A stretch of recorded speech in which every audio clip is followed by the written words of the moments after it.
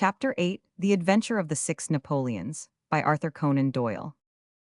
It was no very unusual thing for Mr. Lestrade, of Scotland Yard, to look in upon us of an evening, and his visits were welcome to Sherlock Holmes, for they enabled him to keep in touch with all that was going on at the police headquarters. In return for the news which Lestrade would bring, Holmes was always ready to listen with attention to the details of any case upon which the detective was engaged, and was able occasionally, without any active interference, to give some hint or suggestion drawn from his own vast knowledge and experience.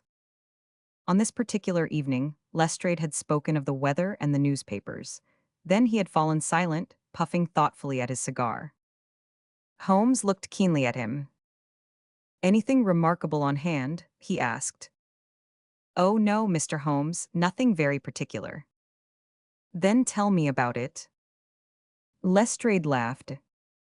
"Well, Mr. Holmes, there is no use denying that there is something on my mind.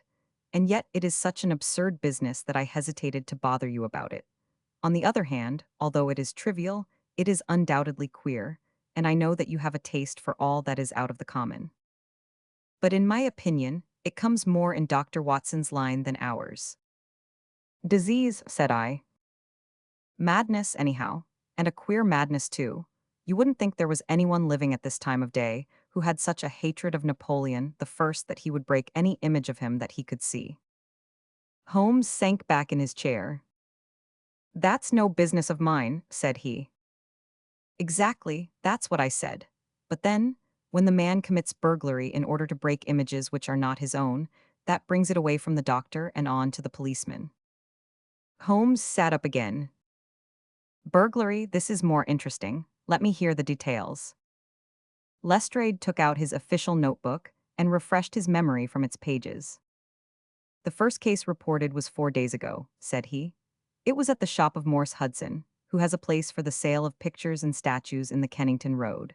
The assistant had left the front shop for an instant when he heard a crash, and hurrying in he found a plaster bust of Napoleon, which stood with several other works of art upon the counter, lying shivered into fragments. He rushed out into the road, but, although several passers-by declared that they had noticed a man run out of the shop, he could neither see anyone nor could he find any means of identifying the rascal.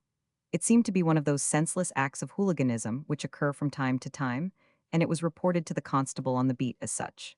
The plaster cast was not worth more than a few shillings, and the whole affair appeared to be too childish for any particular investigation. The second case, however, was more serious and also more singular. It occurred only last night.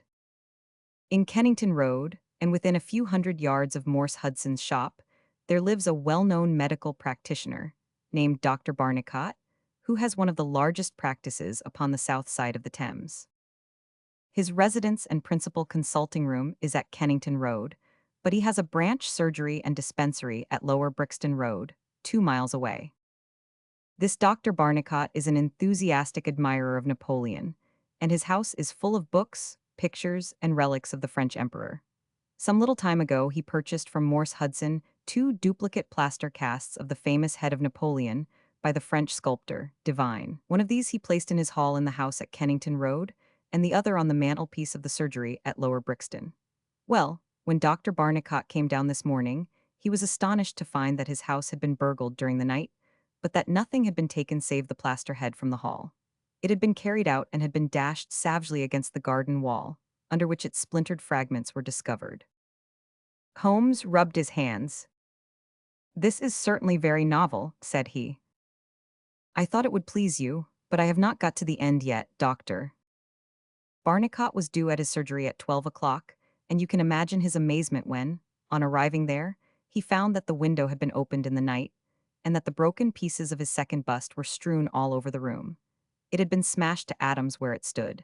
In neither case were there any signs which could give us a clue as to the criminal or lunatic who had done the mischief. Now, Mr. Holmes, you have got the facts." "They are singular, not to say grotesque," said Holmes. "May I ask whether the 2 busts smashed in Dr. Barnicot's rooms were the exact duplicates of the one which was destroyed in Morse Hudson's shop?" "They were taken from the same mold." "Such a fact must tell against the theory that the man who breaks them is influenced by any general hatred of Napoleon. Considering how many hundreds of statues of the great emperor must exist in London. It is too much to suppose such a coincidence as that a promiscuous iconoclast should chance to begin upon three specimens of the same bust. Well, I thought as you do, said Lestrade. On the other hand, this Morse Hudson is the purveyor of busts in that part of London, and these three were the only ones which had been in his shop for years.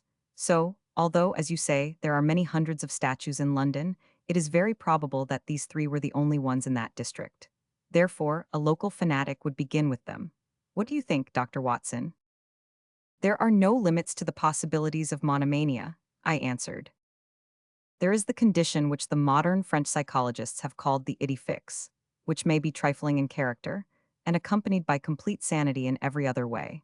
A man who had read deeply about Napoleon, or who had possibly received some hereditary family injury through the Great War, might conceivably form such an idée fixe, and under its influence be capable of any fantastic outrage. That won't do, my dear Watson, said Holmes, shaking his head, for no amount of idée fixe would enable your interesting monomaniac to find out where these busts were situated. Well, how do you explain it? I don't attempt to do so. I would only observe that there is a certain method in the gentleman's eccentric proceedings. For example, in Dr. Barnicot's hall, where a sound might arouse the family, the bust was taken outside before being broken, whereas in the surgery, where there was less danger of an alarm, it was smashed where it stood. The affair seems absurdly trifling, and yet I dare call nothing trivial when I reflect that some of my most classic cases have had the least promising commencement. You will remember, Watson, how the dreadful business of the Abernethy family was first brought to my notice by the depth which the parsley had sunk into the butter upon a hot day. I can't afford, therefore, to smile at your three broken busts, Lestrade, and I shall be very much obliged to you if you will let me hear of any fresh developments of so singular a chain of events. The development for which my friend had asked came in a quicker and an infinitely more tragic form than he could have imagined. I was still dressing in my bedroom next morning when there was a tap at the door and Holmes entered, a telegram in his hand. He read it aloud. Come instantly, 131 Pitt Street, Kensington, Lestrade. What is it then? I asked. Don't know, maybe anything. But I suspect it is the sequel of the story of the statues. In that case, our friend, the image breaker, has begun operations in another quarter of London. There's coffee on the table, Watson, and I have a cab at the door. In half an hour we had reached Pitt Street, a quiet little backwater just beside one of the briskest currents of London life. Number 131 was one of a row, all flat-chested, respectable, and most unromantic dwellings. As we drove up, we found the railings in front of the house lined by a curious crowd. Holmes whistled. By George, it's attempted murder at the least. Nothing less will hold the London message boy. There's a deed of violence indicated in that fellow's round shoulders and outstretched neck. What's this, Watson? The top step's swilled down and the other one's dry. Footsteps enough, anyhow. Well, well, there's Lestrade at the front window, and we shall soon know all about it.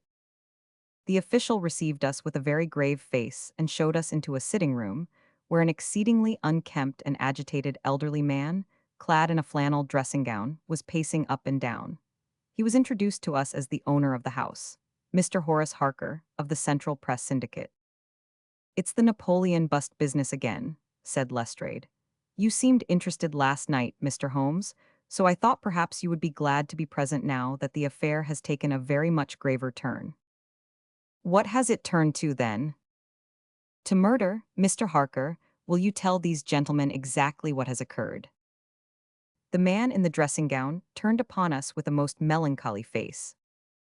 It's an extraordinary thing, said he, that all my life I have been collecting other people's news, and now that a real piece of news has come my own way, I am so confused and bothered that I can't put two words together. If I had come in here as a journalist, I should have interviewed myself and had two columns in every evening paper. As it is, I am giving away valuable copy by telling my story over and over to a string of different people, and I can make no use of it myself. However, I've heard your name, Mr. Sherlock Holmes, and if you'll only explain this queer business, I shall be paid for my trouble in telling you the story. Holmes sat down and listened. It all seems to center round that bust of Napoleon which I bought for this very room about 4 months ago. I picked it up cheap from Harding Brothers, 2 doors from the High Street station. A great deal of my journalistic work is done at night, and I often write until the early morning. So it was today. I was sitting in my den, which is at the back of the top of the house, about 3 o'clock, when I was convinced that I heard some sounds downstairs. I listened, but they were not repeated, and I concluded that they came from outside. Then suddenly, about 5 minutes later, there came a most horrible yell, the most dreadful sound, Mr. Holmes, that ever I heard. It will ring in my ears as long as I live. I sat frozen with horror for a minute or two. Then I seized the poker and went downstairs. When I entered this room, I found the window wide open, and I at once observed that the bust was gone from the mantelpiece. Why any burglar should take such a thing passes my understanding, for it was only a plaster cast and of no real value whatever. You can see for yourself that anyone going out through that open window could reach the front doorstep by taking a long stride. This was clearly what the burglar had done, so I went round and opened the door. Stepping out into the dark, I nearly fell over a dead man who was lying there. I ran back for a light, and there was the poor fellow, a great gash in his throat and the whole place swimming in blood. He lay on his back, his knees drawn up and his mouth horribly open. I shall see him in my dreams. I had just time to blow on my police whistle, and then I must have fainted, for I knew nothing more until I found the policeman standing over me in the hall. "Well, who was the murdered man?" asked Holmes. "There's nothing to show who he was," said Lestrade. "You shall see the body at the mortuary, but we have made nothing of it up to now. He is a tall man, sunburned, very powerful, not more than 30. He is poorly dressed, and yet does not appear to be a laborer. A horn-handled clasp knife was lying in a pool of blood beside him. Whether it was the weapon which did the deed, or whether it belonged to the dead man, I do not know. There was no name on his clothing, and nothing in his pockets save an apple, some string, a shilling map of London, and a photograph. Here it is. It was evidently taken by a snapshot from a small camera. It represented an alert, sharp-featured simian man with thick eyebrows and a very peculiar projection of the lower part of the face like the muzzle of a baboon. "And what became of the bust?" asked Holmes, after a careful study of this picture. "We had news of it just before you came. It has been found in the front garden of an empty house in Campden House Road. It was broken into fragments. I am going round now to see it. Will you come?" "Certainly, I must just take one look round." He examined the carpet and the window. "The fellow had either very long legs or was a most active man," said he. "With an area beneath, it was no mean feat to reach that window ledge and open that window. Getting back was comparatively simple. Are you coming with us to see the remains of your bust, Mr. Harker?" The disconsolate journalist had seated himself at a writing table. "I must try and make something of it," said he, "though I have no doubt that the first editions of the evening papers are out already with full details. It's like my luck. You remember when the stand fell at Doncaster? Well, I was the only journalist in the stand, and my journal the only one that had no account of it, for I was too shaken to write it. And now I'll be too late with a murder done on my own doorstep." As we left the room, we heard his pen traveling shrilly over the foolscap. The spot where the fragments of the bust had been found was only a few hundred yards away. For the first time our eyes rested upon this presentment of the great emperor, which seemed to raise such frantic and destructive hatred in the mind of the unknown. It lay scattered in splintered shards upon the grass.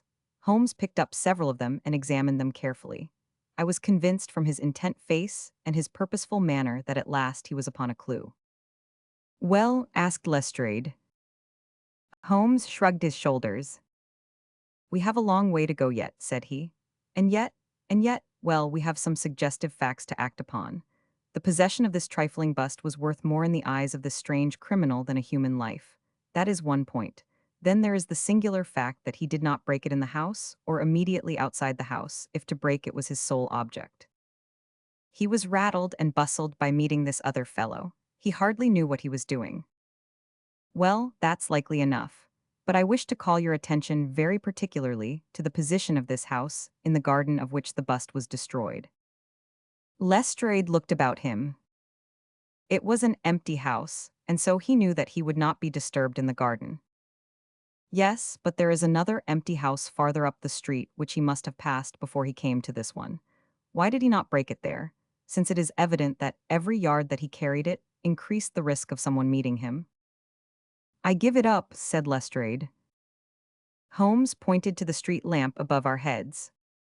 He could see what he was doing here, and he could not there. That was his reason. "By Jove, that's true," said the detective.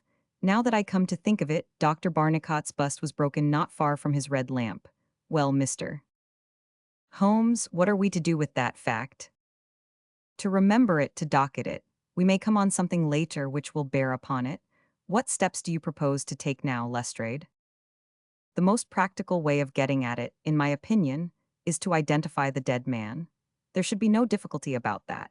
When we have found who he is and who his associates are, we should have a good start in learning what he was doing in Pitt Street last night, and who it was who met him and killed him on the doorstep of Mr. Horace Harker. Don't you think so? No doubt, and yet it is not quite the way in which I should approach the case. What would you do then? Oh, you must not let me influence you in any way. I suggest that you go on your line and I on mine. We can compare notes afterwards, and each will supplement the other. Very good, said Lestrade. If you are going back to Pitt Street, you might see Mr. Horace Harker. Tell him from me that I have quite made up my mind, and that it is certain that a dangerous homicidal lunatic with Napoleonic delusions was in his house last night. It will be useful for his article. Lestrade stared. You don't seriously believe that? Holmes smiled. Don't I? Well, perhaps I don't, but I am sure that it will interest Mr. Horace Harker and the subscribers of the Central Press Syndicate. Now, Watson, I think that we shall find that we have a long and rather complex day's work before us. I should be glad, Lestrade, if you could make it convenient to meet us at Baker Street at 6 o'clock this evening. Until then, I should like to keep this photograph found in the dead man's pocket. It is possible that I may have to ask your company and assistance upon a small expedition which will be undertaken tonight, if my chain of reasoning should prove to be correct. Until then, goodbye and good luck. Sherlock Holmes and I walked together to the High Street, where he stopped at the shop of Harding Brothers, whence the bust had been purchased. A young assistant informed us that Mr. Harding would be absent until afternoon, and that he was himself a newcomer who could give us no information. Holmes's face showed his disappointment and annoyance. Well, we can't expect to have it all our own way, Watson, he said at last. We must come back in the afternoon if Mr. Harding will not be here until then. I am, as you have no doubt surmised, endeavoring to trace these busts to their source, in order to find if there is not something peculiar which may account for their remarkable fate. Let us make for Mr. Morse Hudson, of the Kennington Road, and see if he can throw any light upon the problem. A drive of an hour brought us to the picture dealer's establishment. He was a small, stout man with a red face and a peppery manner. Yes, sir, on my very counter, sir, said he. What we pay rates and taxes for I don't know, when any ruffian can come in and break one's goods. Yes, sir, it was I who sold Dr. Barnicott his 2 statues. Disgraceful, sir. A nihilist plot, that's what I make it. No one but an anarchist would go about breaking statues. Red Republicans, that's what I call 'em. Who did I get the statues from? I don't see what that has to do with it. Well, if you really want to know, I got them from Gelder & Co. in Church Street, Stepney. They are a well-known house in the trade and have been this 20 years. How many had I? 3, 2 and 1 or 3, 2 of Dr. Barnicott's and 1 smashed in broad daylight on my own counter. Do I know that photograph? No, I don't. Yes, I do though. Why, it's Beppo. He was a kind of Italian piecework man who made himself useful in the shop. He could carve a bit and gild and frame and do odd jobs. The fellow left me last week, and I've heard nothing of him since. No, I don't know where he came from nor where he went to. I have nothing against him while he was here. He was gone 2 days before the bust was smashed. Well, that's all we could reasonably expect to get from Morse Hudson, said Holmes, as we emerged from the shop. We have this Beppo as a common factor, both in Kennington and in Kensington, so that is worth a 10-mile drive. Now, Watson, let us make for Gelder & Co. of Stepney, the source and origin of busts. I shall be surprised if we don't get some help down there. In rapid succession, we passed through the fringe of fashionable London, Hotel London, theatrical London, literary London, commercial London, and finally maritime London, till we came to a riverside city of 100,000 souls, where the tenement houses swelter and reek with the outcasts of Europe. Here, in a broad thoroughfare, once the abode of wealthy city merchants, we found the sculpture works for which we searched. Outside was a considerable yard full of monumental masonry. Inside was a large room in which 50 workers were carving or molding. The manager, a big blonde German, received us civilly and gave a clear answer to all Holmes's questions. A reference to his books showed that hundreds of casts had been taken from a marble copy of Divine's head of Napoleon, but that the three which had been sent to Morse Hudson a year or so before had been half of a batch of 6, the other 3 being sent to Harding Brothers, of Kensington. There was no reason why those 6 should be different to any of the other casts. He could suggest no possible cause why anyone should wish to destroy them. In fact, he laughed at the idea. Their wholesale price was 6 shillings, but the retailer would get 12 or more. The cast was taken in 2 molds from each side of the face, and then these 2 profiles of plaster of Paris were joined together to make the complete bust. The work was usually done by Italians in the room we were in. When finished, the busts were put on a table in the passage to dry, and afterwards stored. That was all he could tell us. But the production of the photograph had a remarkable effect upon the manager. His face flushed with anger, and his brows knotted over his blue Teutonic eyes. "Ah, the rascal!" he cried. "Yes, indeed, I know him very well. This has always been a respectable establishment, and the only time that we have ever had the police in it was over this very fellow. It was more than a year ago now. He knifed another Italian in the street, and then he came to the works with the police on his heels, and he was taken here. Beppo was his name. His second name I never knew. Served me right for engaging a man with such a face. But he was a good workman, one of the best." "What did he get?" "The man lived and he got off with a year. I have no doubt he is out now, but he has not dared to show his nose here. We have a cousin of his here, and I dare say he could tell you where he is." "No, no," cried Holmes. "Not a word to the cousin, not a word, I beg you. The matter is very important, and the farther I go with it, the more important it seems to grow. When you referred in your ledger to the sale of those casts, I observed that the date was June 3rd of last year. Could you give me the date when Beppo was arrested?" "I could tell you roughly by the pay list," the manager answered. "Yes," he continued, after some turning over of pages, "he was paid last on May 20th. "Thank you," said Holmes. "I don't think that I need intrude upon your time and patience any more." With a last word of caution that he should say nothing as to our researches, we turned our faces westward once more. The afternoon was far advanced before we were able to snatch a hasty luncheon at a restaurant.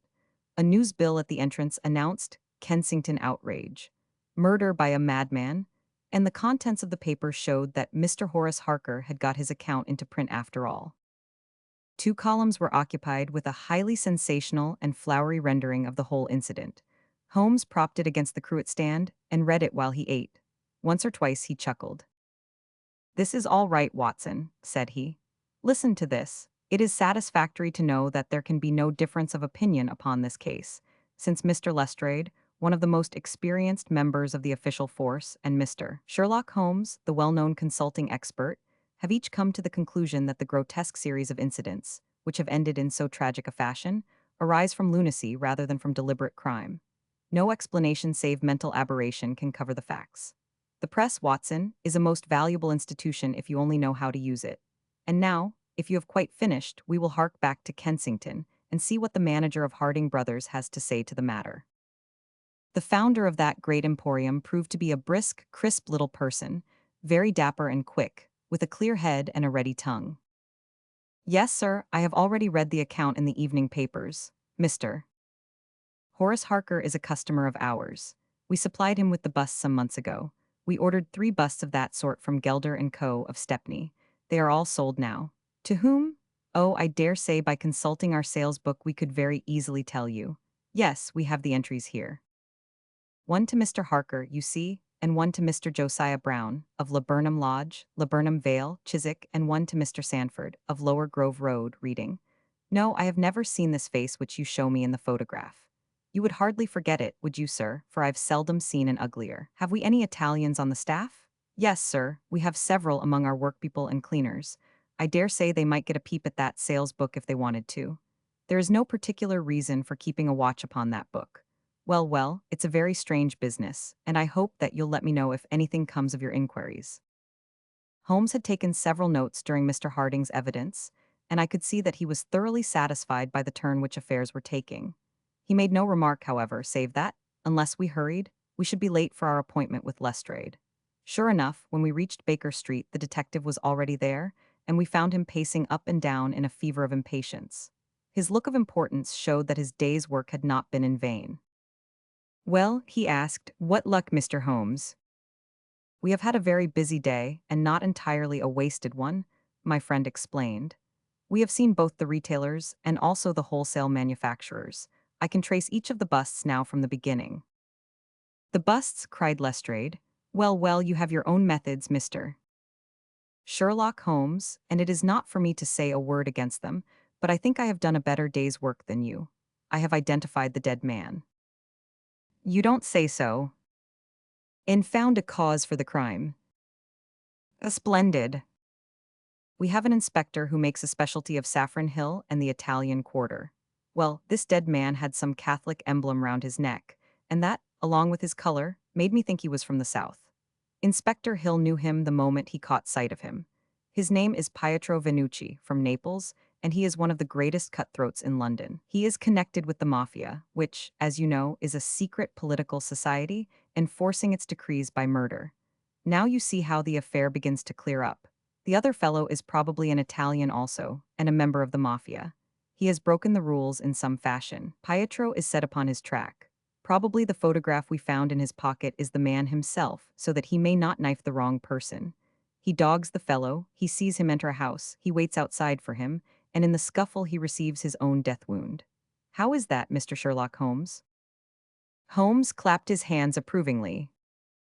Excellent, Lestrade, excellent, he cried, but I didn't quite follow your explanation of the destruction of the busts. The busts, you never can get those busts out of your head. After all, that is nothing. Petty larceny, 6 months at the most. It is the murder that we are really investigating, and I tell you that I am gathering all the threads into my hands. And the next stage is a very simple one. I shall go down with Hill to the Italian Quarter, find the man whose photograph we have got, and arrest him on the charge of murder. Will you come with us? I think not. I fancy we can attain our end in a simpler way. I can't say for certain because it all depends. Well, it all depends upon a factor which is completely outside our control. But I have great hopes. In fact, the betting is exactly 2-1, that if you will come with us tonight, I shall be able to help you to lay him by the heels. In the Italian Quarter. No, I fancy Chiswick is an address which is more likely to find him. If you will come with me to Chiswick tonight, Lestrade, I'll promise to go to the Italian Quarter with you tomorrow, and no harm will be done by the delay. And now I think that a few hours' sleep would do us all good, for I do not propose to leave before 11 o'clock, and it is unlikely that we shall be back before morning.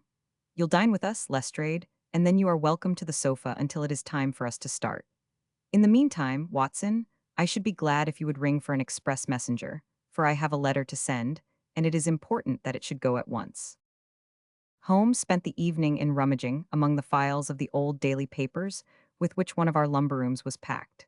When at last he descended, it was with triumph in his eyes, but he said nothing to either of us as to the result of his researches. For my own part, I had followed step by step the methods by which he had traced the various windings of this complex case, and, though I could not yet perceive the goal which we would reach, I understood clearly that Holmes expected this grotesque criminal to make an attempt upon the two remaining busts, one of which, I remembered, was at Chiswick.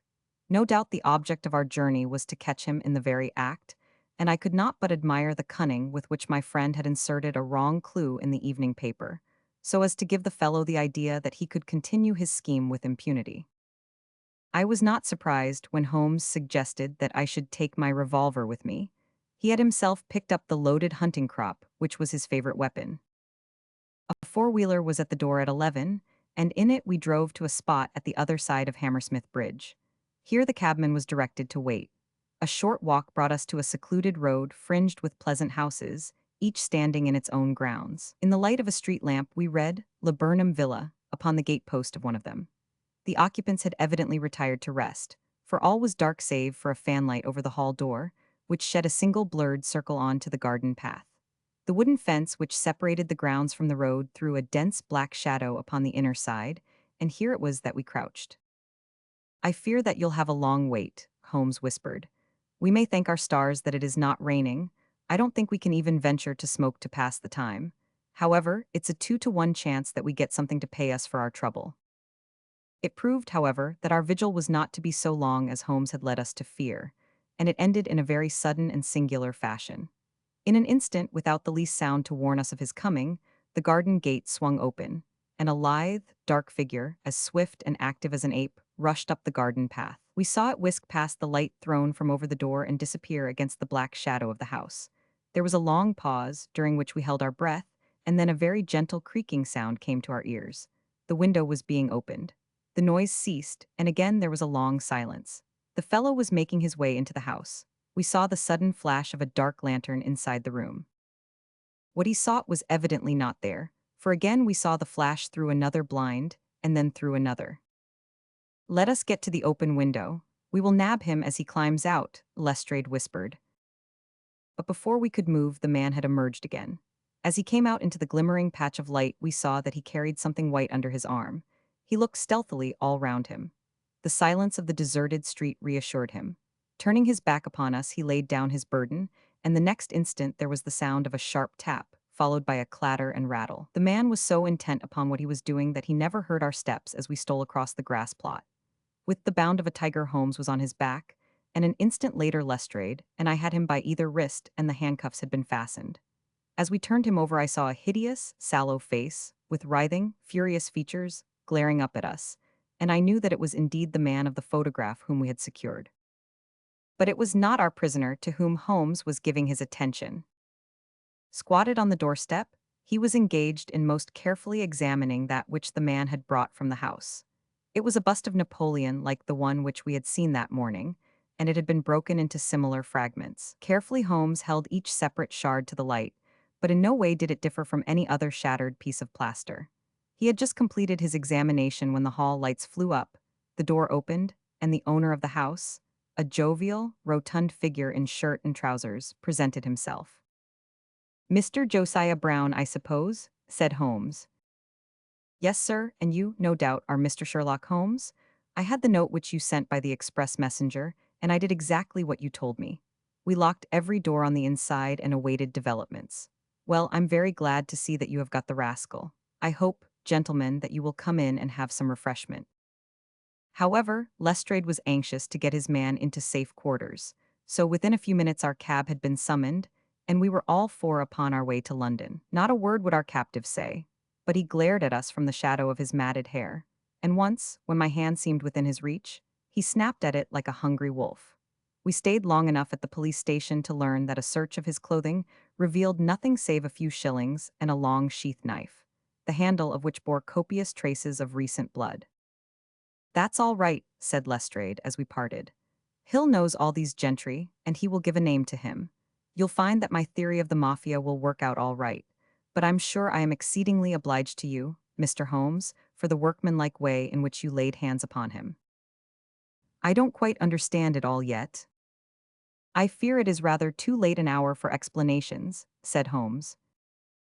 "Besides, there are one or two details which are not finished off, and it is one of those cases which are worth working out to the very end. If you will come round once more to my rooms at 6 o'clock tomorrow, I think I shall be able to show you that even now you have not grasped the entire meaning of this business, which presents some features which make it absolutely original in the history of crime.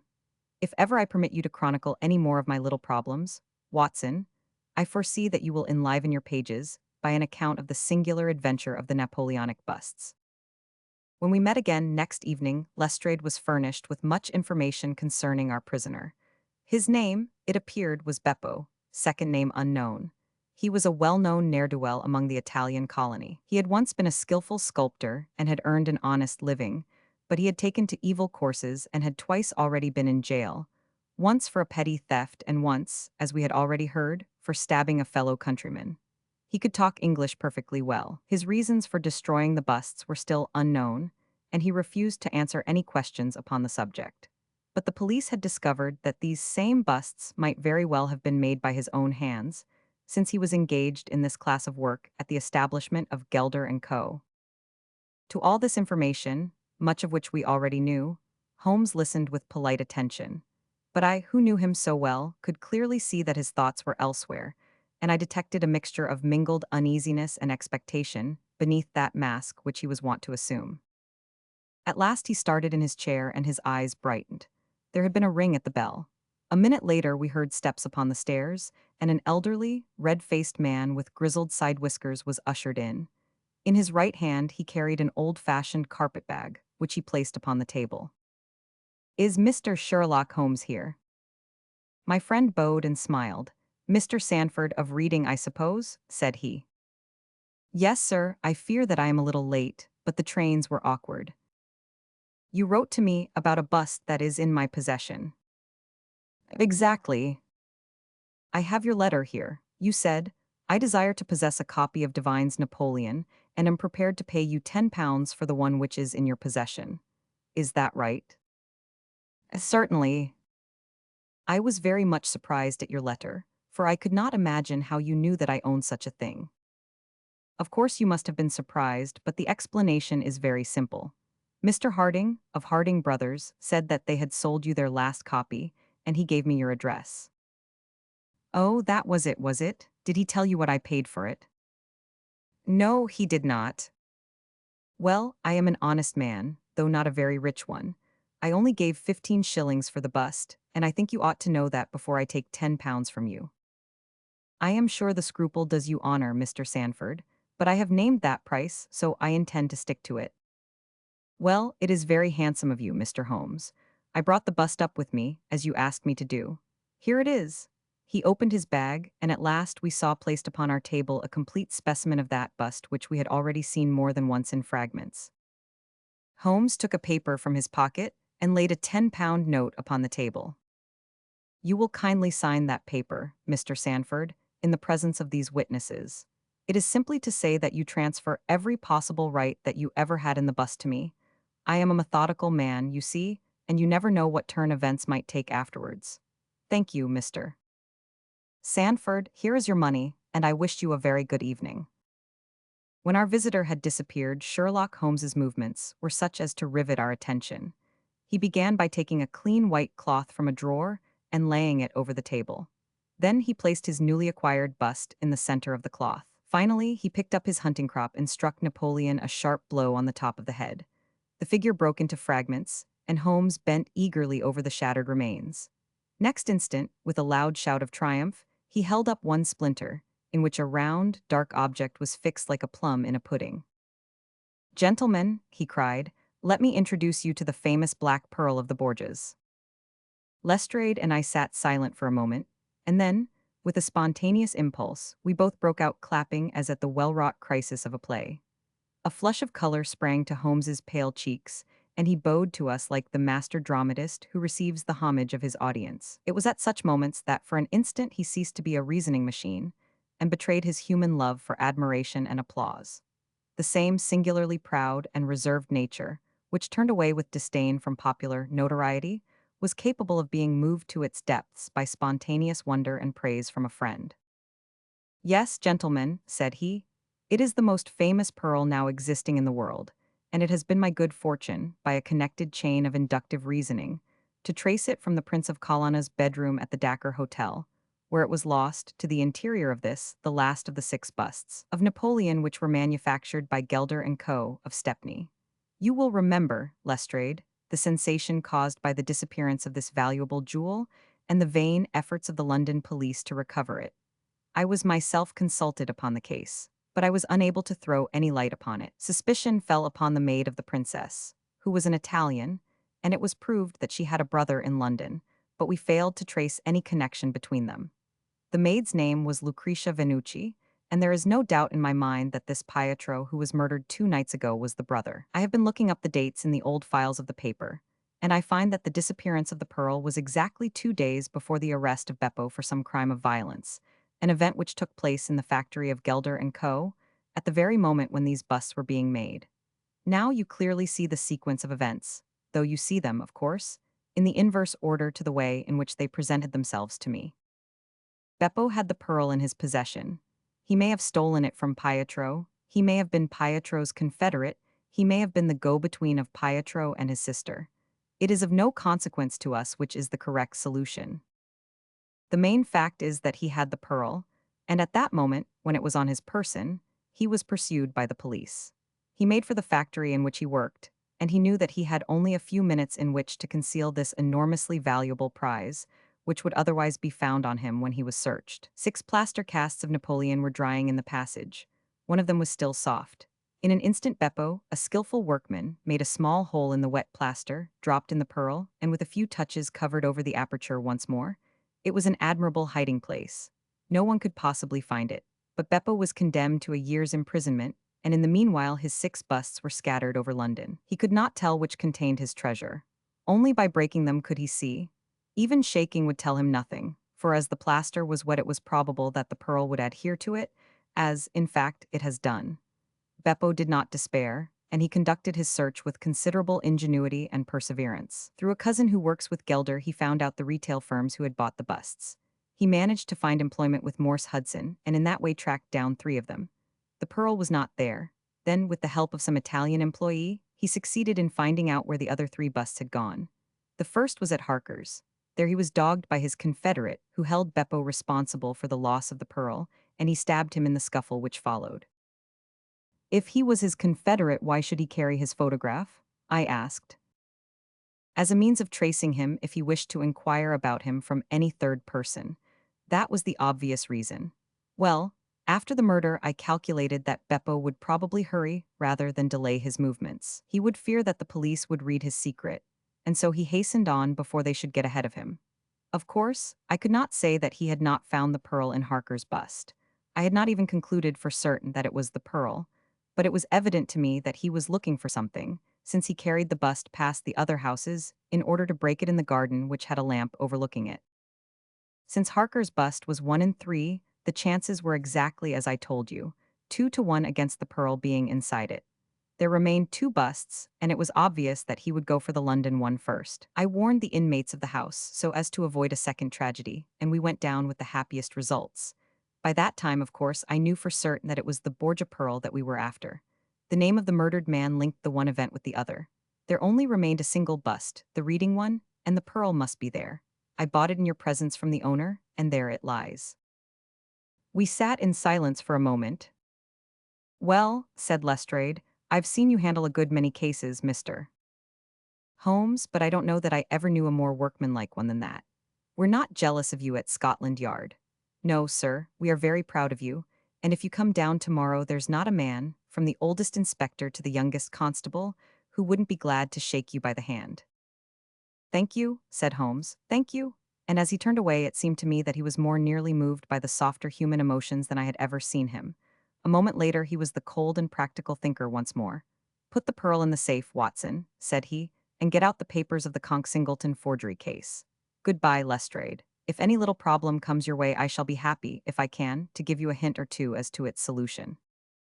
The Strand Magazine, June, 1904, The Return of Sherlock Holmes. By Arthur Conan Doyle.